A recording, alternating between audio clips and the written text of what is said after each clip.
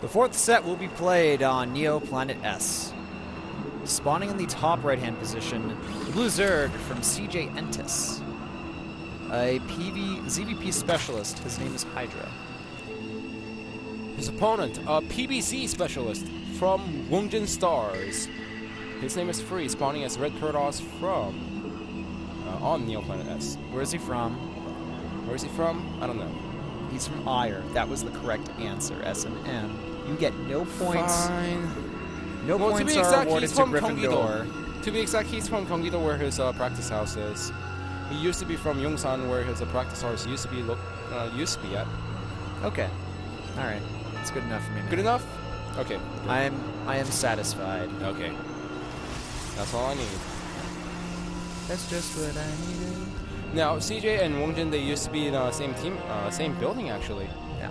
But one moved away, far away, south of Seoul, and the other one moved to northwest of Seoul.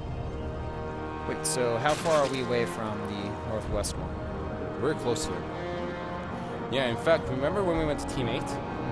We actually have to pass through this area to go to Team 8. And CJ Entis, if I remember correctly, is in it's really close to CJ, Team 8, excuse me. They're in the same town, but I don't know if they're in the same building. Oh, so they're both outside of Seoul now. Yeah. So three teams outside of Seoul right now are WOONGJIN Stars, CJ Entis, and Kespa Team 8. Oh, interesting. They're so far outside of Seoul. I know that the EGTL and LGIM houses are very close to each other. I think actually in the same building. Same building. Yeah. Actually. I only recognize that because Artosis did that, you know, the whole bring his own camera and then started the interview thing, and then when we stepped into EGTL's house, I'm like, I saw this from Dan's video. Yeah. I mean, Artosis video a long time ago. Yeah. All right, well, it looks like we have a Nexus first here, with the Forge shortly afterward from our Protoss player. And Hydra getting his hatchery up right now. He went for the pull first, though, getting his Queen and a pair of Lings as well. Not going for 4, which we've seen a lot from Zerg players recently against Protoss. Yeah, I guess he just wants to play like the regular good old Wings of Liberty style, where he only makes 2 Zerglings to snipe the probe that's going to scout around, use the Zerglings to scout what the opponent's going for at the natural, and that's pretty much going to be it for these Zerglings. As Hydra, he's just kind of drawn up heavily behind this. Certainly will be. Free getting all of his proper building placement tech down here. The cannon should finish before the Zerglings can get there, and there's only 2, so it's fine. Now Hydra, he did lose against Rain recently, but that was because he made a small mistake inside the main base, where he just didn't have enough units in a Spore Caller, etc., etc. All he needs to do is forget about that particular match and just focus on today's match, because he is still a ZvP specialist. Ooh, look at this, taking the 3rd base. This seems to be more common from Zerg nowadays. They get the 3rd base that's directly south or north of their expansion here, instead of taking the one to the right or left of their main base. And this allows the Zerg player to actually attack into Protoss' 3rd base easier, because you can reinforcement much faster from the base at the 3 o'clock position instead of the 12 o'clock position. Yeah, it really helps out that you can spread the creep that much faster. And Protoss players, they're kind of forced to take the 6 o'clock expansion if you spawn from Free's location, or the 12 o'clock expansion if you spawn from the Hydra's location, because it's hard to cover the expansion if you try to expand into 3 o'clock or 9 o'clock as a Protoss player. Alright, Stargate Tech from Free here. Nothing out of the ordinary. Would be cool to see if he went for a Void Ray first, though. Or for that Sky Toss style. Well, like that's what he SOS loves to did. do. And actually, I have to say, Free does it more than SOS. 90% of the time, Free starts off with the Void Ray, and then just That's clears true. it I remember out he had around to the face 3 EGTL Zergs, and he just did like the same build. Same build every single time. Yeah. He uses the Void Rays to drive away the Overlords, and he doesn't care that the Void Rays are seen. Yeah. That's the key point. But the Stargate is finishing up. Let's see what he is going to build. Yep, that's going to be the real question here. So Void exciting, Ray. since nothing has died since the first. Nothing has died throughout the whole game, and he's going for Phoenix. Oh, aren't you disappointed? I am disappointed. Then again, Free can go for the Phoenixes as well, and then he can still win the game. So, you know, it's just his choice. His choice to go for the Phoenix first or the Void Ray first. Today, his choice is Phoenix. That's what it looks like here. Alright, well, no lair yet from Hydra. Oh, there we go. Player just starts as I say that. Well, he didn't have enough gas until that point.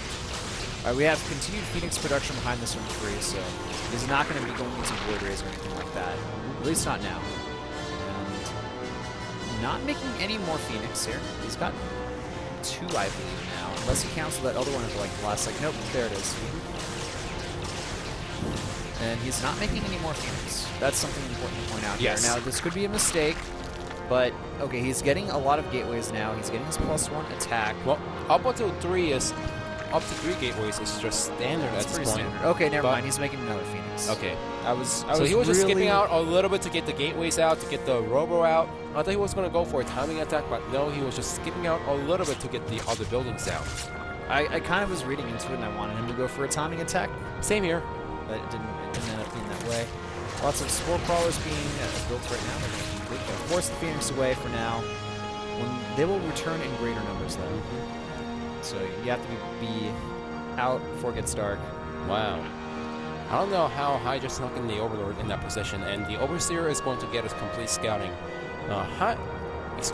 Free did a nice job trying to deny the Overlord scouting inside the main base, and he tried his best with the Phoenixes, but in the end, the Overseer at the natural, going inside the main base, sees a robo, gonna see the number of gateways inside the main base.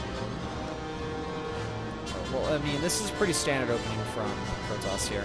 And, ooh, actually a bit of a mistake here from Free. Doesn't realize that this Zealot is actually a changeling. That guy is acting really well.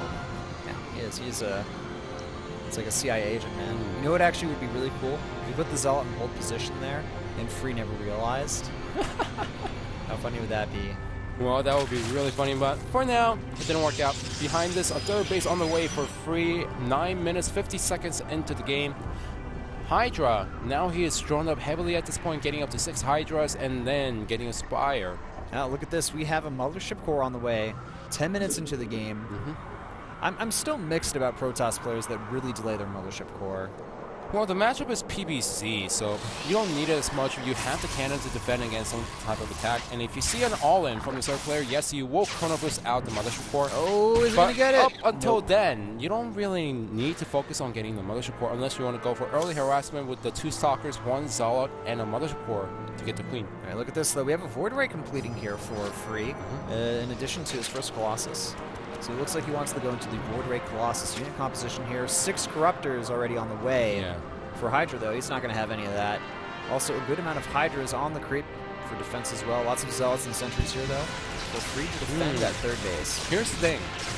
If this continues and if Hydra has a timing with tons of Corruptors, Roaches, and Hydras, you know, Free is going to have some anti-air with the Void Rays, but those are going to get picked off by the Corruptors really quickly.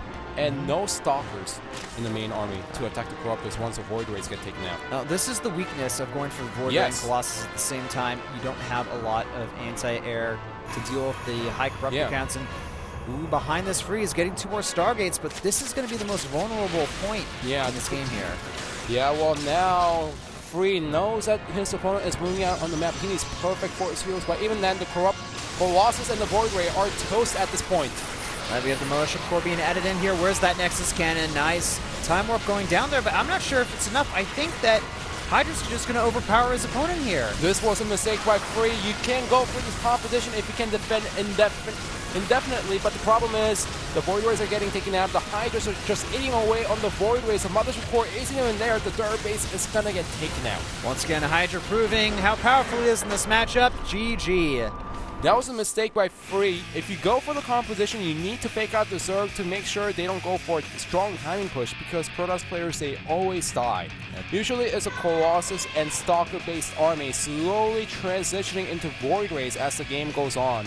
Yeah, this is why you see either players open up with the Void Rays or get them after they already have a solid Colossus count. Getting both of them at the same time, like Free showed, it's just too risky. Now, if the Protoss player can get a critical number of Void Rays out, then yes, they will be strong. They can go for a counterattack right away and win the game, but Hydra saw it coming. Indeed. Well, the score is tied up 2-2 between CJ Entis and WOONGJIN Stars. The next match will be Songduri versus Light. We'll be back after this commercial break.